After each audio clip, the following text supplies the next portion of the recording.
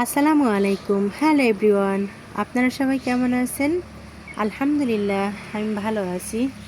আজকে রান্না করব মুরগির যে হাত পা গিলা আছে তা দিয়ে লাউগন্ড করব। তো সব মশলাগুলো পরিমাণ মতো আমি ঘরের ভিতর থেকেই একসঙ্গে নিয়ে আসছি কড়াইতে করে আর কি। তো দেখেন আমি রান্না করতেছি মাটির চুলা। আসলে মাটির চুলা রান্নার স্বাদই অন্যরকম।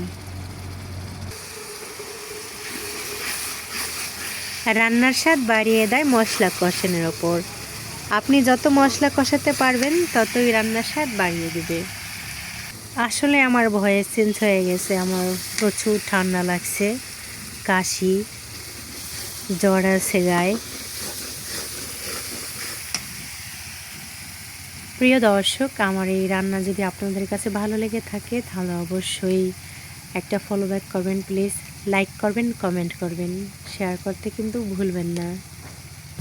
আসলে কি এভরিওয়ান, এক অপরের সাপোর্ট ছাড়া মানুষ কখনো উপরে উঠতে পারে না, তাই সবারই সাপোর্টের প্রয়োজন। তা আমাকে সবাই বেশি বেশি সাপোর্ট করবেন প্লিজ।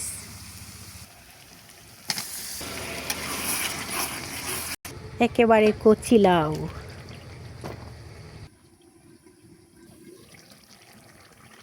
মুরগি দিয়া না,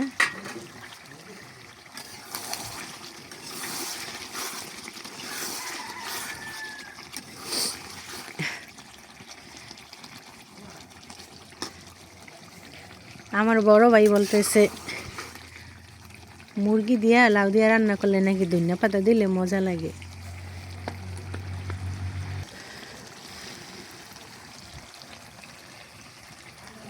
এই যে আমাদের ক্ষেতের ধনিয়া পাতা আমার বড় ভাই এনেছে তুলে।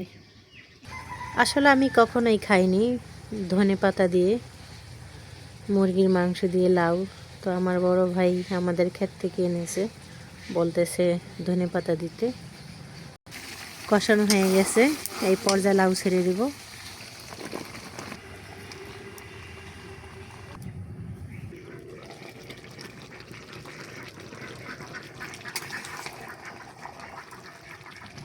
আসলে লাউটা অনেক কচি, তো পানি বের হয়েছে মাশাআল্লাহ, আর তাড়াতাড়ি সিদ্ধ হয়ে যাবে। প্রিয় দর্শক, মনে কেউ কিছু করবেন না, আমাদের মেন রাস্তার সাথে বাড়ি, তো এর জন্য গাড়ির আওয়াজ আসে, শব্দ হয়।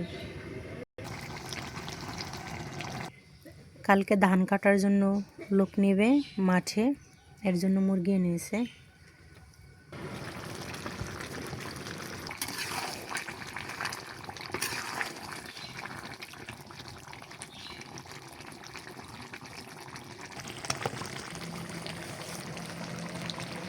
ভেজে নেওয়া গরম মশলার গুঁড়ো,